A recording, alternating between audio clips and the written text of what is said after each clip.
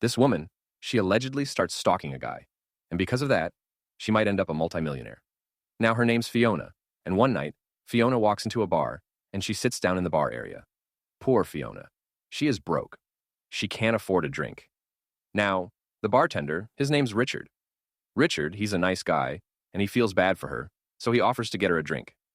Fiona and Richard, they chat back and forth a bit, and Fiona starts to notice, damn, Richard's looking fly. He is fine. Like, okay. They chat for a bit, and eventually she heads out. But even after she leaves, Fiona can't stop thinking about Richard. He is always on her mind. He is so fine, and most importantly, he was paying attention to her. From here on, she thinks about Richard every single night. She can't get him out of her head. She has to go back and see him. She not only goes back to the bar, but she starts showing up there regularly. Every time he works, hoping to see him, hoping to get any chance to talk with him and get his attention. Richard, he's polite, he chats with her, he's friendly, but he's just not romantically interested in her. Now, here's the thing about Richard. Richard is not only a bartender, he's also an amateur stand-up comedian. He gets up on stage and he does comedy shows, and sometimes he puts on one-man shows and stuff like that. Fiona, because she's always thinking about Richard, she's like, oh, he's a comedian? Cool. I'll just go to his stand-up shows and I'll support him. And she does. She starts showing up to all his shows, and she'll sit in the audience and she'll laugh at all these jokes.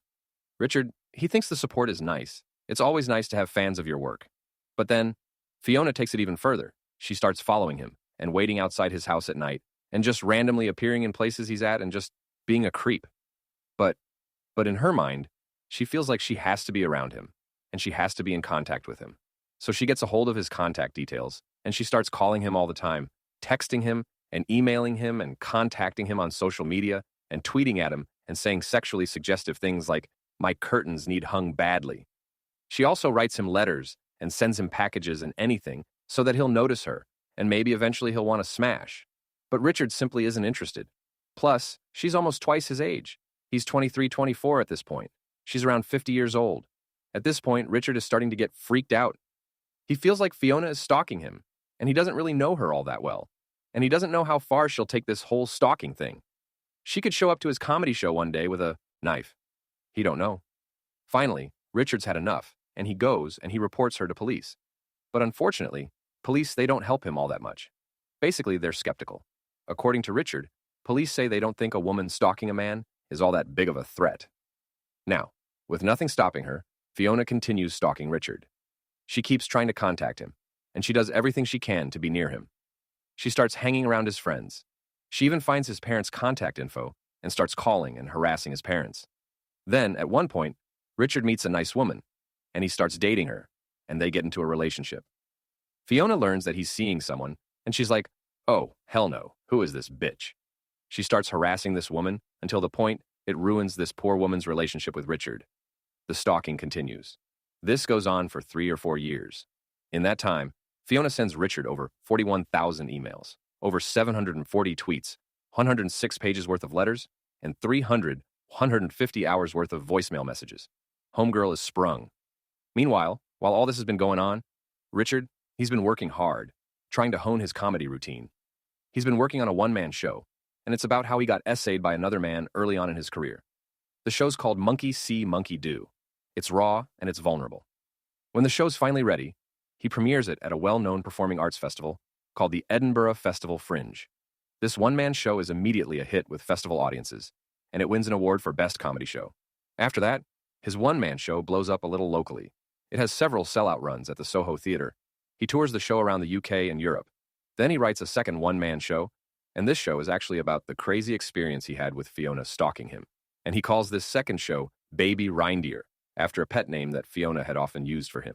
He tours it around, and it wins a bunch of awards, and he starts adapting the show for TV, where he basically combines his first one-man show, Monkey See, Monkey Do, with the second show, Baby Reindeer, into one long-form drama series. And then he sells that series to Netflix. So Netflix picks it up, and Richard himself stars in the Netflix show, playing himself.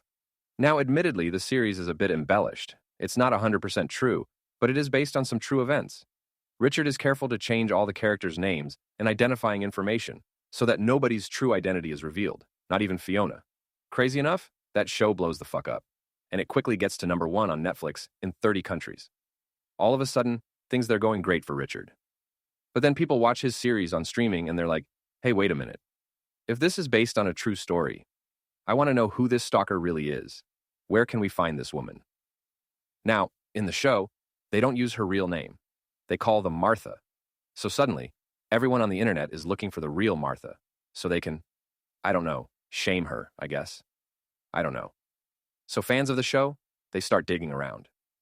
Now, remember, Fiona used to tweet at Richard often enough.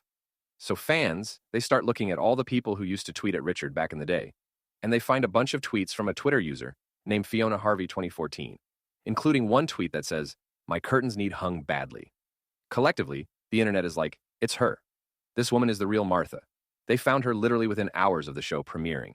So they start hitting her up, and they're like, are you the real stalker from baby Reindeer? Now, at this point, Fiona could ignore all this, because years before, after she had been stalking him for 3 or 4 years, Richard was finally able to go to police, and he got a first-instance harassment warning against her, which is just a formalized way of saying if she harasses him again, she could be arrested. After